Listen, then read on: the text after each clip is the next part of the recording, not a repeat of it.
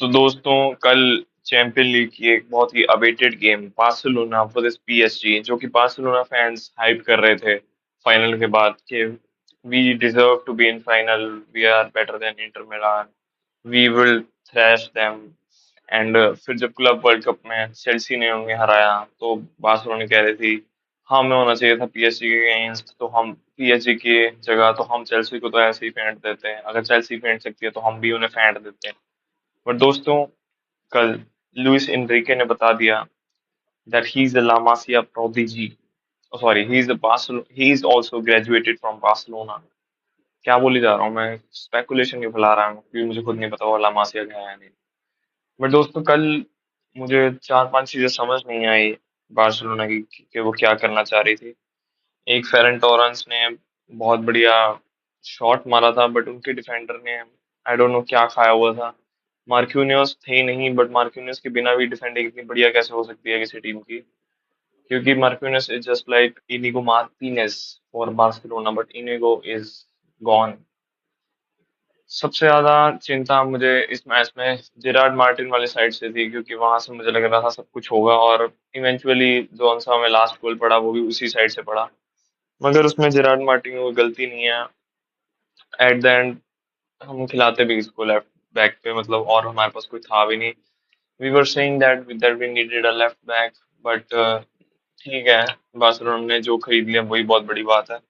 हमारे पास अपना best goalkeeper भी नहीं था, एंड स्टिल शेज़नी ने एक बढ़िया सेव किया था, जो कि हकीमी ने फ्री किक ली थी। वो एक ठीक ठाक सेव था। एंड दोस्तों, फर्स्ट हाफ में तो मुझे फिर भी बार्सिलोना से उम्मीद बहुत ज्यादा लग रही थी कि या तीन गोल मार सकते हैं, चार गोल मार सकते हैं। मगर ये उम्मीद घटती गई जैसे ही मायोलुलु जो भी था वो उसने फर्स्ट हाफ में ही इक्वलाइज कर लिया। एंड नूनो मेंडस को उससे पहले नूनो मेंडस ने असिस्ट दिया है, और नूनो मेंडस एक लेफ्ट बैक है जो कि नंबर 10 की पोजीशन में आके असिस्ट देके चला गया। एंड उससे पहले ही उससे एक दो, मेरे हिसाब से उससे एक अटैक पहले जो डियोंग थे, फ्रैंकी डियोंग, उसने फाउल किया था नूनो मेंडस को, क्योंकि you couldn't catch Nuno Mendes. And that is the, मतलब पूरी गेम को दो फुल बैक्स ने चलाया दोस्तों। कभी हकीमी नंबर 10 बन के असिस्ट दे रहा था, कभी नूनो मेंडिस। और जब भी ये रन मार रहे थे ऐसा ये विंगर टाइप लग रहे थे मुझे, फुल बैक लग ही नहीं रहे थे।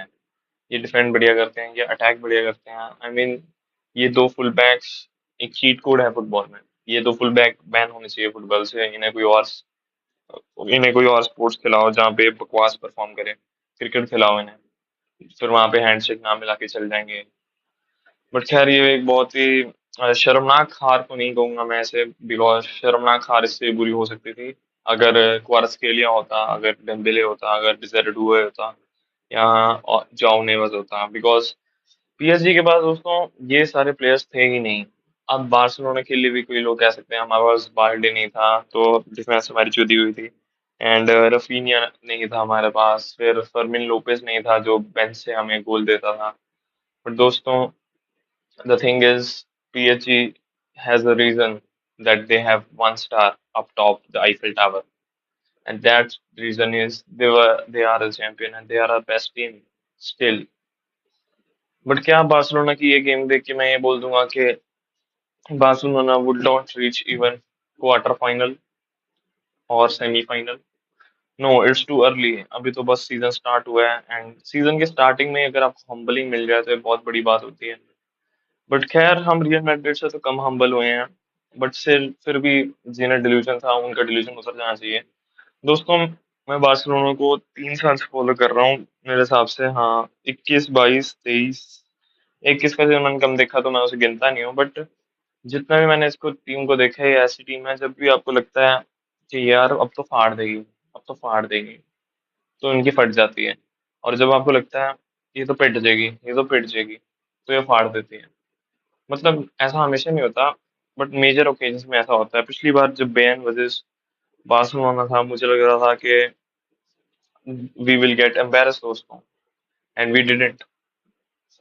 खैर, बार्सिलोना से मेरा, मतलब मैं दुखी नहीं हूँ बट मैं खुश हूँ इसको लेके, क्योंकि एक तरीके से मैं मैनचेस्टर यूनाइटेड को सपोर्ट भी करता हूँ दोस्तों, तो मुझे हारने की आदत हो चुकी है। मैं देखना चाहता हूँ अपनी टीम को हारते हुए। मैं एक सेडिस्ट बन चुका हूँ, सेडिस्ट क्रिएटर। मतलब इतना सीरियस बन चुका हूँ, कभी कभी मैं चाहता हूँ शायद मुझे इतनी खुशी ना हो अगर ये टीम जीते। हो सकता है मुझे तब ज्यादा खुशी हो जब ये टीम हारे।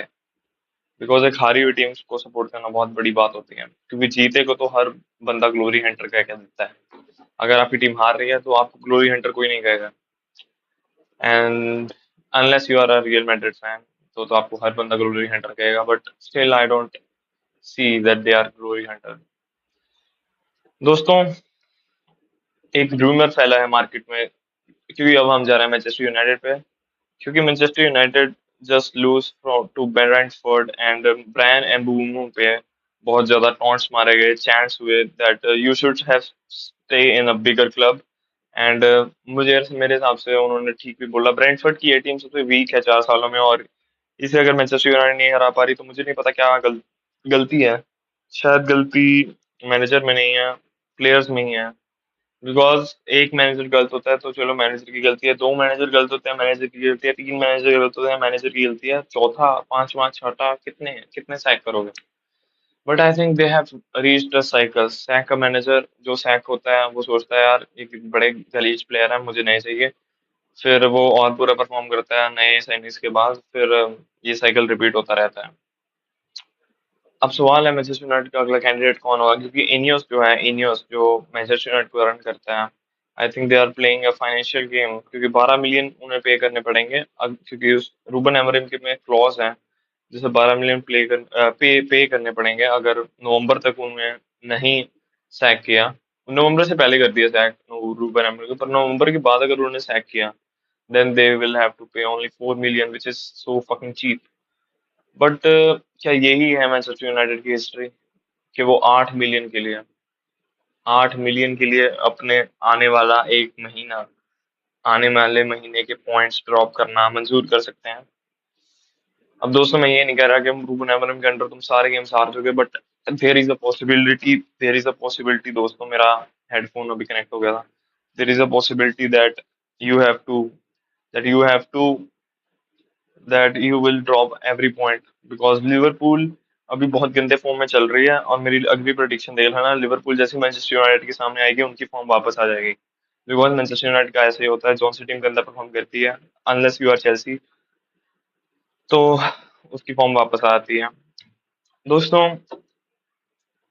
खैर ये video is not about Manchester United,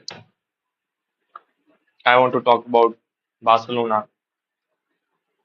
मेरे हिसाब से दोस्तों, Barcelona should try Rashford number 9। They haven't tried it since, मेरे हिसाब से, because Hansi Flick is backing Ferran Torres a lot, and I know why he's backing Ferran Torres a lot, because he was so good in Super Copa, in Copa de España last year, and also overall. But I think Rashford has got the striker mentality, but yeah, I don't know why Hansi Flick sub out him and Pedri को भी, but क्योंकि you don't sub out Messi, bro. Pedri is like Messi in midfield. But आगे मैं कहना चाहूंगा कि Barcelona fans को एक रियलिटी चेक मिलना बहुत जरूरी था, क्योंकि जिंदगी में दोस्तों जैसा होता है 10वीं में अगर आपने बोर्ड दिए होंगे, फिर आप बोर्ड पास करते हो, आपको लगता है wow this life is too easy.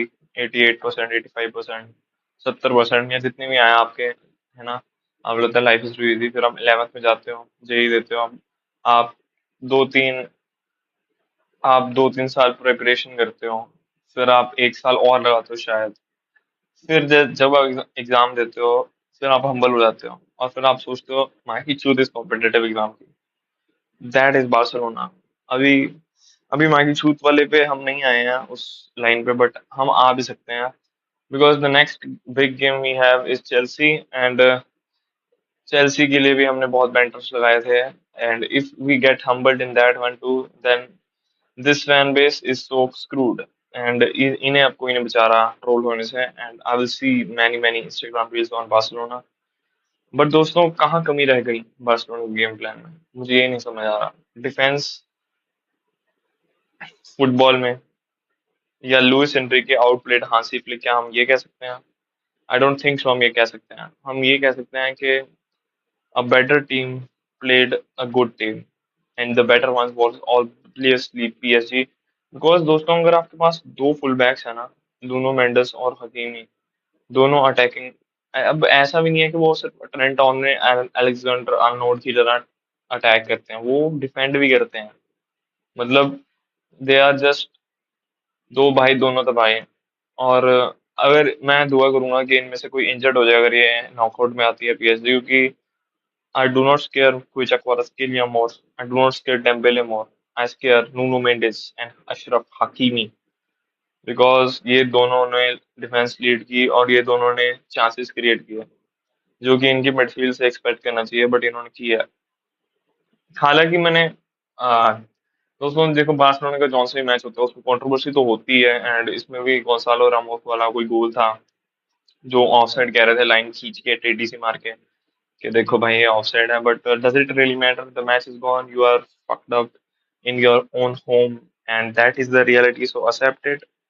And I think Barcelona deserve that lose, because दोस्तों तुम बहुत हाइप अप करते हो, मतलब आई डोंट नो ऐसा और कोई फैन बेस है, मैनचेस्टर यूनाइटेड ही दिखता है मुझे ऐसा फैन बेस इसके अलावा, जो कि बहुत हाइप कर देता है एक आधी विन के बाद, but I think they know their fate. But ठीक है, एक डोमेस्टिक ट्रैवल जीता है तो उड़ेंगे तो।